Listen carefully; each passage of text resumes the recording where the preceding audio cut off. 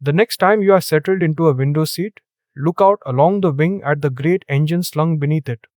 The airframe, the tube you sit inside, is built by Airbus or Boeing.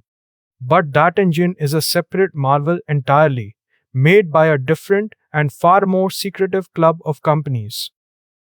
The largest maker of the jet engines that hang under the world's wings is American. It is called GE Aerospace, and this is a series about the companies that run the world. GE Aerospace represents a very particular and very hidden kind of power.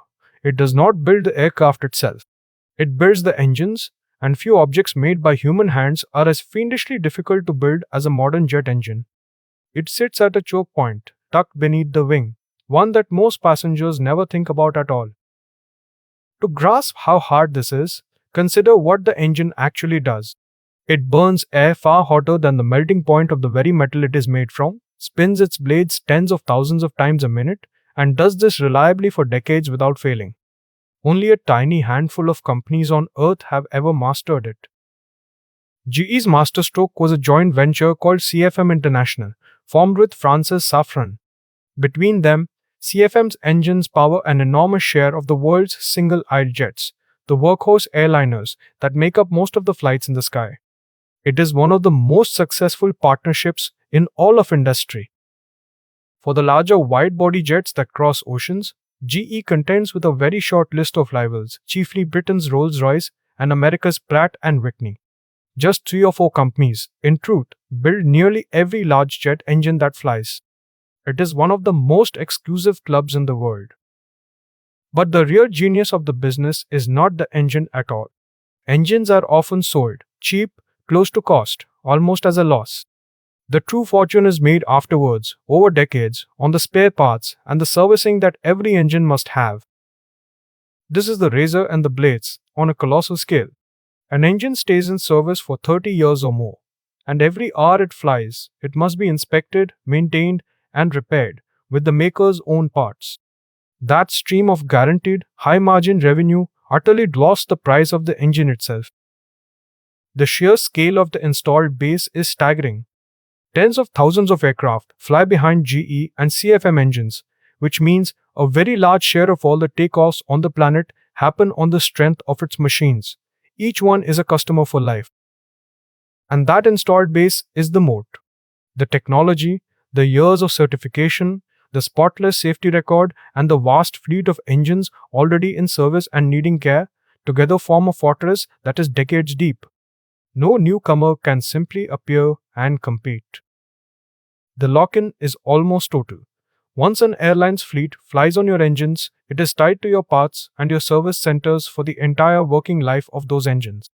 Switching supplier is not merely expensive. For an existing fleet, it is very nearly unthinkable. There is a curious intimacy here, too. Safran is at once GE's closest partner, inside CFM, and in other arenas, its competitor. In an industry this small, today's rival is tomorrow's partner, and the same faces meet again and again across the table. The frontier now is a cleaner engine. As aviation faces its own carbon reckoning, GE, Rolls-Royce, and Pratt are all racing toward radical new designs, open fans, hydrogen, and sustainable fuels, each chasing the efficiency that could define the next era of flight. So we reach the question this series always asks, of what would break if GE Aerospace vanished? A huge share of the world's aircraft would lose both their engine maker and their lifetime source of spare parts. Fleets would eventually be grounded for want of servicing, and no rival could fill that hole for many years. Which brings us to the uncomfortable question. We have allowed the power to keep the world's aircraft in the air and a lifetime financial hold over every airline that flies to gather in the hands of just 3 or 4 firms. Is the beating heart of every flight really something so few companies should quietly control? To be fair, and it genuinely deserves saying, building a machine that endures that heat and that violence, flight after flight, for decades and does so with almost unimaginable safety, is one of the supreme engineering achievements of our entire species. It is a quiet miracle bolted under every wing. And that is the deeper lesson of this particular giant. The deepest profit often lies not in the sale, but in the decades of service that follow it.